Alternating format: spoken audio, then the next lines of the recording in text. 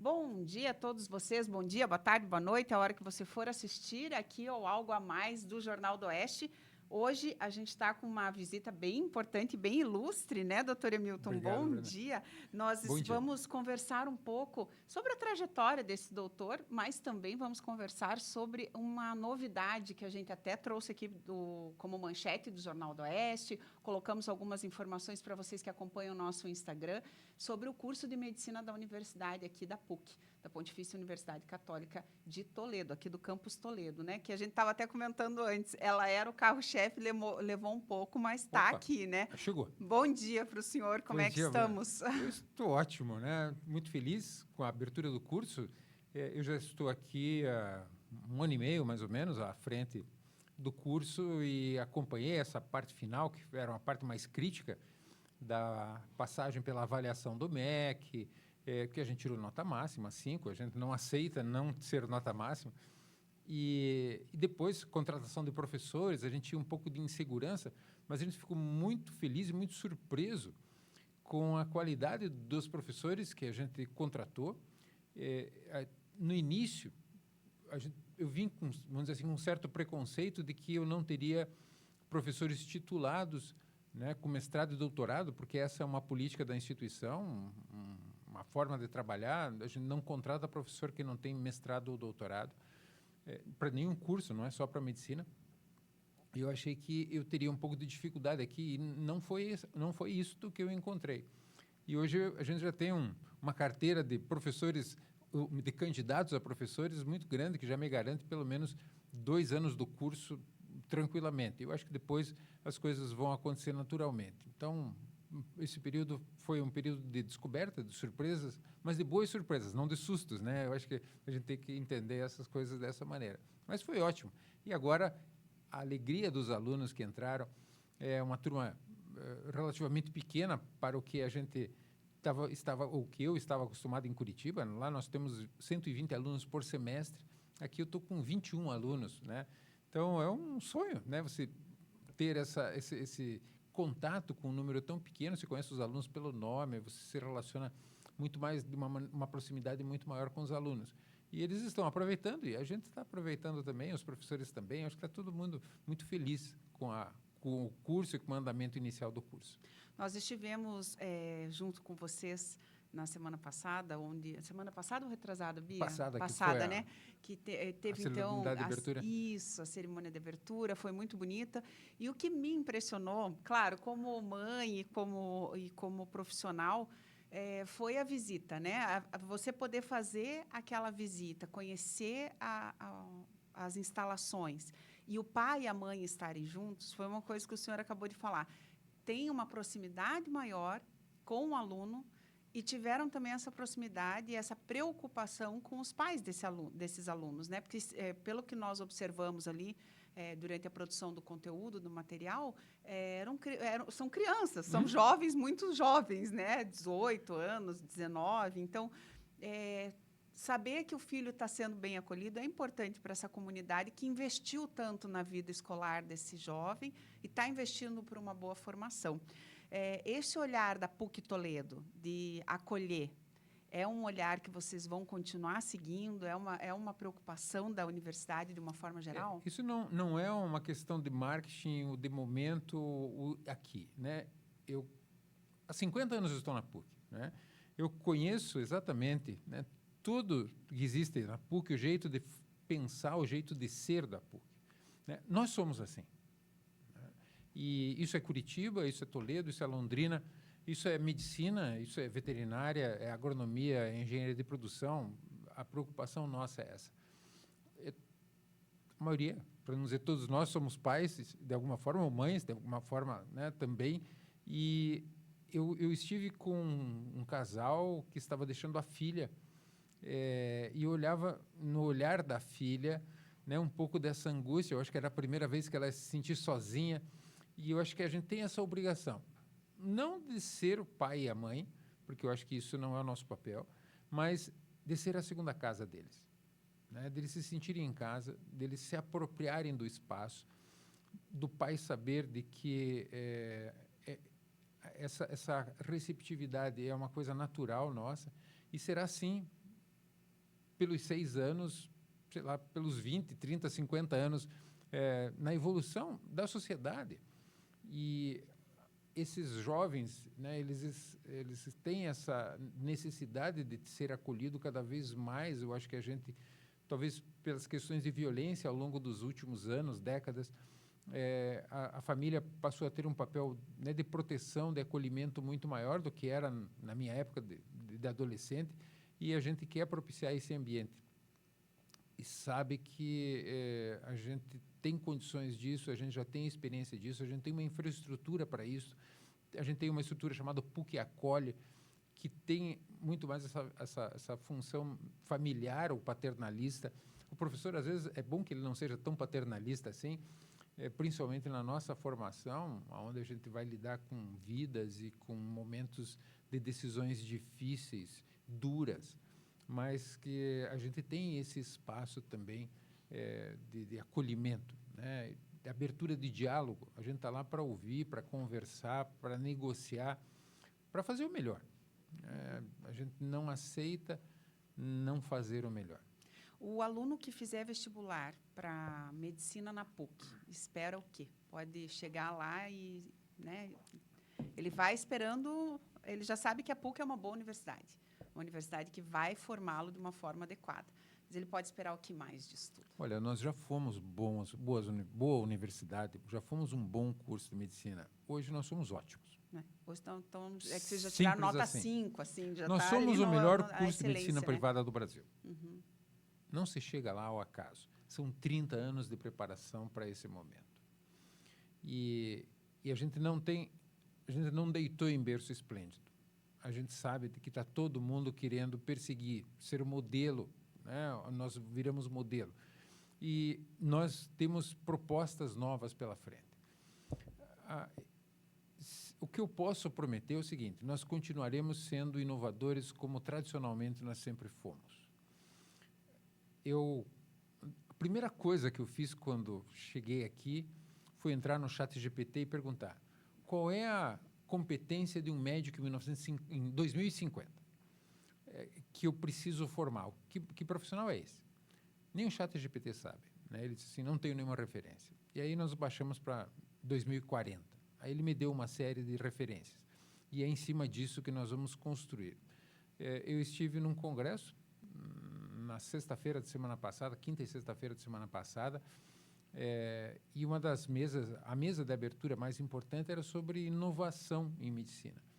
E um colega, amigo da Unicamp, ele trouxe uma versão surpreendente do futuro, que ele disse assim, em 10 anos, nós estaremos fazendo uma medicina muito diferente do que nós fazemos hoje. Então, nós temos que estar muito atentos para isso. Então, esta atenção, esse cuidado para uma medicina contemporânea, sem abandonar tudo que nós já aprendemos até agora. Esse é o nosso compromisso. Diferente de tudo que existe no Brasil, e eu arrisco no mundo, nós vamos direcionar o nosso TCC, que é o trabalho de conclusão de curso, para a área de inovação. Então, nós pediremos e cobraremos dos nossos alunos que eles, ao final do curso, eles apresentem uma proposta inovadora.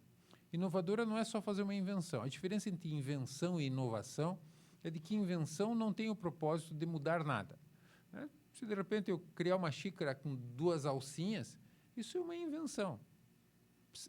Ela trouxe alguma mudança? Não, nenhuma. O que eu quero é que o nosso aluno saia com a ideia de que ele tem o potencial de fazer diferença na sociedade. Ele tem que trazer alguma coisa inovadora para a sociedade. Eu já estive conversando com o Dr. Pedrotti aqui, com o pessoal da 20ª Regional, muitos prefeitos, muitos secretários de saúde. Nós visitamos praticamente todas as prefeituras, conversamos com quase todos os secretários de saúde da 20ª Regional, para a gente entender quais são as necessidades. E são necessidades simples e básicas. E é isto que a gente quer contribuir para a sociedade.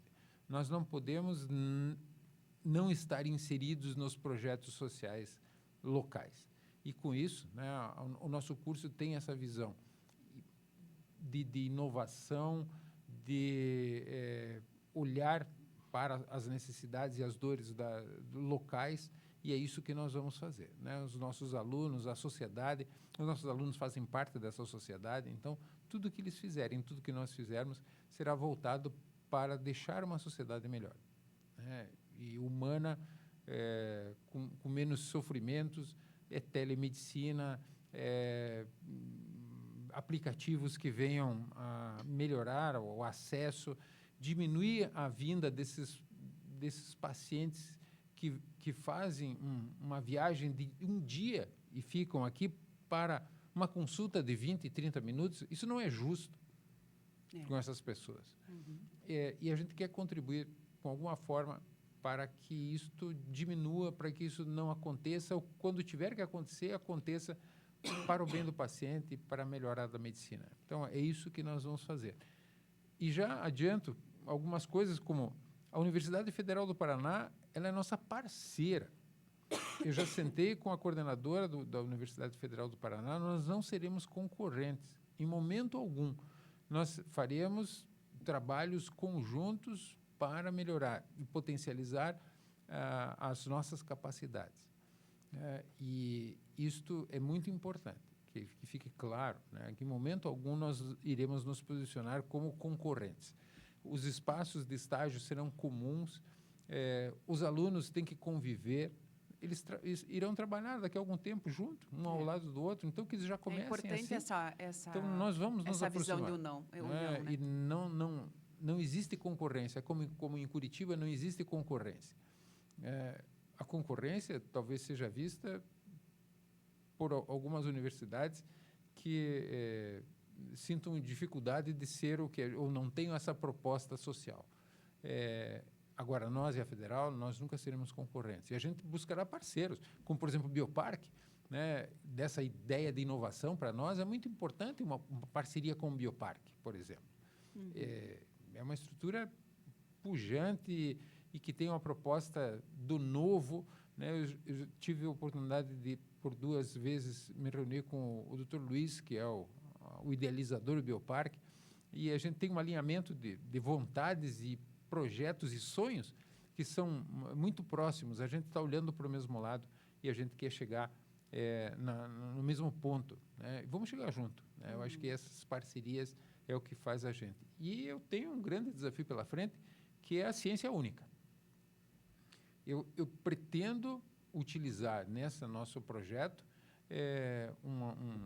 uma ideia de saúde única, não só de ciência única, mas de saúde única, porque existe um projeto da ONU chamado One Health, que fala que a saúde ambiental, saúde animal e saúde humana é uma única saúde. E é verdade. E lugar melhor para a gente trabalhar isso não existe do que aqui, né? Onde o agro é muito forte, né? A questão agrícola, a questão animal, e nós temos cursos como veterinária, cronoagronomia dentro da própria universidade, e a gente unir essas forças, essas cabeças para uma saúde única, eu acho que também é uma questão inovadora e que a gente precisa, porque o ambiente impacta muito grande na saúde humana, né? Seja o ambiente olhando pelo lado do animal ou pelo lado do agro, se nós não cuidarmos disso, o humano vai sofrer, né? E de que adianta a gente ter uma produção muito grande se isso não beneficia ou se isso não contribui para a evolução e para a saúde do humano, né? Eu acho que ela perde muito do seu propósito. A gente observa que Toledo tem esse olhar do novo sempre, né? Como a gente conversou aqui a semana passada com o prefeito, é uma cidade que a cada dia está mudando e as pessoas que investem aqui, elas não esperam algo diferente. Então, criar novas parcerias talvez não vá ser uma dificuldade muito grande para vocês, nem para a Universidade Federal do Paraná, para fazer esse projeto acontecer, né? A gente observou também que vocês investiram muito bem na parte estrutural do curso de medicina, assim como foi feito nos outros cursos também da universidade, né? A medicina veterinária já tem uma estrutura fantástica também de um curso de nível de excelência. Ali vocês colocaram uma estrutura que dá uma sensação de realidade também para esse estudante, né? como é que é a proposta para trabalhar isso tudo? Conta um pouco mais para nós como é que foi pensada aquela estrutura, porque a princípio tem os laboratórios que você imagina, né? Eu nunca fiz medicina, mas você imagina que vai chegar numa universidade e vai ter laboratórios. Mas qual que é a estrutura pensada, elaborada para esse aluno de medicina começar a sentir a realidade do que é ser o médico dentro de um hospital, dentro de uma clínica, dentro de um consultório e seguir, né? Para não levar aquele susto, me formei, e agora? A medicina mudou muito nos últimos anos. Nós aqui, acho que em off estávamos conversando, né? Existe um projeto de 30 anos que inicia em 1994 e um grupo sai para fora do Brasil para olhar o que estava acontecendo no mundo em termos de formação na área da medicina. E traz para cá uma proposta nova, na época, que era de metodologias ativas de ensino-aprendizagem, voltada à discussão de casos, uma participação maior do aluno na construção do seu conhecimento. E nós, em 99, depois de uma preparação longa, a Universidade Católica do Paraná, acho que as universidades católicas, né, as confessionais, de um modo geral, elas demoram um pouco mais de tempo para assumir mudanças, porque elas querem ter certeza de que se a mudança ela vai impactar positivamente. Não é porque é moda. Tem que fazer diferença. Uhum. E em 99, nós iniciamos com essa metodologia, e nós, em paralelo, vínhamos trabalhando também, já desde 1995, com a metodologia de ensino de habilidades práticas com simulação. E coincidiu, né, que esses dois caminhos fossem sendo construídos e chegou um momento em que nós identificamos que eles tinham muita identidade e que era importante a gente agrupar isso. E isto foi feito em 2013. É um projeto que iniciou em 2007 e ele se concretizou em 2013, que é trazer a simulação, né, os ambientes simulados. Isso é clássico de que a gente aprende mais quando aprende brincando. Foi sempre assim. Existe um livro muito interessante chamado Homo Ludens, que fala sobre a capacidade de você aprender brincando. Né? Quando a gente era criança, a gente aprendeu a se socializar brincando. Uhum. Né? E foi assim sempre na história da humanidade. Por que não tornar isso uma técnica de aprendizagem dentro da formalidade do que a gente pode dizer de ensino? E eu vivi uma experiência muito traumatizante para mim, e quase que poderia ter sido traumatizante para o paciente, quando, ao final do curso, no meu último ano do curso, eu me vi à frente de uma gestante que estava tendo bebê. E o professor disse assim: Emilton, faça o parto. Eu conhecia toda a técnica teórica do que é um parto, mas eu nunca tinha feito um parto. E, naquele momento, eu me senti muito inseguro. Aquela cabecinha saindo, aquela mãe gemendo, e eu não sabia direito o que fazer, porque existiam coisas ali que não estavam no livro. E eu tive que fazer o parto. Obviamente que o médico estava ao meu lado, acompanhando e tal, as enfermeiras estavam preparadas, né, para receber o bebê, mas aquele bebê veio muito liso, e aí eu tenho medo dele cair no chão, enfim, mas tudo deu certo no final. E hoje nós não precisamos mais que o paciente seja cobaia. Nós temos esse momento de preparação para as habilidades psicomotoras e de tomada de decisão que podem ser treinadas em ambientes de simulação. E uma das habilidades de simulação que eu considero talvez a mais importante é a habilidade de tomada de decisão. A tomada de decisão é uma coisa que nós não conseguimos fugir dela. Porque se eu chegar à conclusão que eu não vou tomar decisão, eu acabei de tomar uma decisão. Uhum. Então, como é que a gente treina isto também? Por meio de casos clínicos. Então, eles podem treinar tomada de decisão com casos clínicos no ambiente simulado, com bonecos. Hoje a gente tem bonecos que são computadorizados.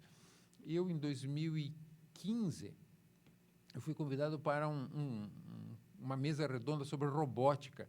E aí eu perguntei para a pessoa que organizou, disse, mas o que eu vou fazer na mesa de robótica? Ele disse assim, esse laboratório que vocês têm aqui com esses bonecos, isso aqui é robótica. E é importante que você leve para o pessoal que está aprendendo robótica a utilização nobre de tudo isso que eles estão fazendo. Então, é isto que hoje, né, a gente tem investido. Né? Voltando à pergunta que você fez, né? Esses laboratórios, como antigamente era um laboratório, a medicina era um laboratório da anatomia, os cadáveres, né? E parece que isso continua até hoje no imaginário popular, que é o mais importante. Não, isso não é o importante. Isso é importante, mas não é mais o mais importante, né? Ou os microscópios, onde você ia ver células e bactérias. Isso é importante, mas isso é uma parte pequena na formação. A formação maior é a minha capacidade de treinar a minha tomada de decisão, treinar a empatia. Hoje a gente consegue fazer isso. E essas habilidades como é que eu vou ensinar como atender uma parada cardíaca num paciente que está parado? Isso é impossível. Não é justo, nem com o paciente, nem com o aluno que está aprendendo. Né? Quando ele entrar num cenário de parada cardíaca, ele já tem que saber exatamente o que fazer. Ele não tem que aprender no paciente. Então, essa parte, embora pareça um tanto quanto contraditória, essa parte de aprender com os bonecos talvez seja a parte mais humana que a gente tem. Porque ele vai aprender no boneco a lidar com o humano. E os bonecos apitam, viu? Os bonecos falam, eu vi choram, lá que eles enfim, apitam. Eles fazem de tudo. E é interessante que daí até aí tem as parcerias, né? Quem faz robótica tem que saber, nessa inovação, o que os cursos universitários também precisam para fazer esses treinos, para saber onde simular, seja em medicina veterinária, seja em medicina, seja em psicologia, seja numa engenharia de produção, o que quer que seja. Tem simuladores de veterinária, tem, né? como de humanos, de animais grandes, de cavalos, de cachorro, enfim, menor, enfim. Existem empresas hoje que se dedicam a isto. Né? E nós estamos trazendo uma outra inovação para a tomada de decisão, que é uma plataforma chamada Paciente 360, que são pacientes virtuais que hoje, por conta da inteligência artificial, o avatar do paciente interage com você de acordo com o que você vai fazer. Então, agora, no sábado, nós vamos fazer o primeiro treinamento. Eles montaram para nós uma plataforma customizada para os nossos alunos, já do primeiro ano, poderem ter o contato com o paciente virtual, saber como ele conversa, entender as reações. Se você fizer uma pergunta inadequada ou indiscreta, o paciente vai ficar chateado com você. Pode ser que você marque para ele voltar e ele não apareça mais na consulta. Então, esse tipo de atividade, de treinamento, é que a gente está preocupado. Né? E, embora possa parecer que é uma coisa distante do paciente, eu enxergo isso exatamente o contrário. Isso aproxima muito mais, porque quando o nosso aluno chegar no paciente, ele vai estar muito preparado. E o relato dos nossos alunos, de um mês, eles eu conversei com um colega de outra faculdade, eles disse, mas vocês já estão vendo o paciente? Porque nós não ainda. Né? Eles já estão vendo o paciente. Não tem nada de mais. Né? Eles se aproximarem. O profissional vai ser com o paciente. Vai ser. Né? Não vai ser não é na sala de aula que se aprende medicina. É no campo. E é assim, não só na medicina. Quando você foi fazer jornalismo, você não aprendeu nas aulas a fazer jornalismo. Não. Você aprendeu lá na hora da redação, lá no jornal mesmo. É assim que... E essa profusão de escolas médicas que estão saindo, elas têm que ter noção de que, se realmente elas querem formar médico, vai ter que ser assim. E aí, eu não sei se elas têm essa visão. Né? Mas isso é problema delas, não é meu. O teu é o da PUC. O meu é da PUC. Pelo jeito, a PUC vai estar bem encaminhada. A tua formação, além de medicina, quais são as tuas paixões? Porque a gente se forma em algo e vai em busca de algo a mais, né? Falando agora, eu lembrei. Quando eu cheguei aqui, eu descobri que tinha um professor de drone. Né? E eu sempre gostei de fotografia, de imagens e tal. Eu fui aprender a ser piloto de drone, né? Então, uma das coisas são coisas que a gente faz fora, mas é hobby. A minha formação, eu sou cardiologista de formação. Eu formei na PUC em 1981. Então, eu estou na PUC desde 76. E saí para fazer toda a minha formação de pós-graduação na Universidade Federal do Paraná, porque não existia na PUC, na época, cardiologia, que era o que eu queria. E depois, em 88, eu voltei para ser professor. E permaneci como professor, fiz toda uma carreira. Depois do meu mestrado, eu voltei a ser professor, fiz toda uma carreira, fiz doutorado, com uma bolsa da PUC, que investia e investe nos professores, na capacitação dos professores. Eu morei 3 anos na Bélgica, fazendo doutorado por conta da PUC, e com a tarefa de ser espião do que era a medicina na Europa, já que todo o nosso modelo é muito voltado para a América do Norte, Estados Unidos e Canadá, mas a gente precisaria desenvolver um pouquinho do conhecimento do que acontece na Europa. E aí, quando eu voltei, assumi a coordenação, e a gente fez algumas reformas que levaram ao curso de medicina, num determinado período, que contribuiu para que hoje o curso de medicina fosse reconhecido como o melhor curso de medicina privada do Brasil. Eu acho que é o 11º, 12º curso de medicina. E aí, considerando as públicas e privadas, é um pouco de desleal, né? A gente concorrer com o USP, né? Com o Unicamp, mas a gente acho que está muito bem posicionado, ranqueado na medicina. E isso é fruto de um projeto, como eu disse, de 30 anos, né? As coisas que acontecem de repente, geralmente, são construídas ao longo de muitos anos. Parece que foi de repente, né? Parece que foi de repente. Eu observo que é um olhar bem mais dinâmico, né? O que a universidade está propondo aqui, com certeza lá em Curitiba, que o senhor era o coordenador, já se acostumou com esse olhar novo de que o estudante ele faz parte do contexto da sua profissão e não mais faz parte de um contexto de sala de aula. Então, o que eu posso desejar aqui como jornalista e como pessoa, né, como uma cidadã de Toledo, é que que vocês só consigam colher bons frutos com todo esse trabalho que vocês estão começando a desenvolver lá na PUC. Eu sempre digo assim, a gente tem conflitos de interesse na formação médica, né? Porque um dia a gente será paciente, né?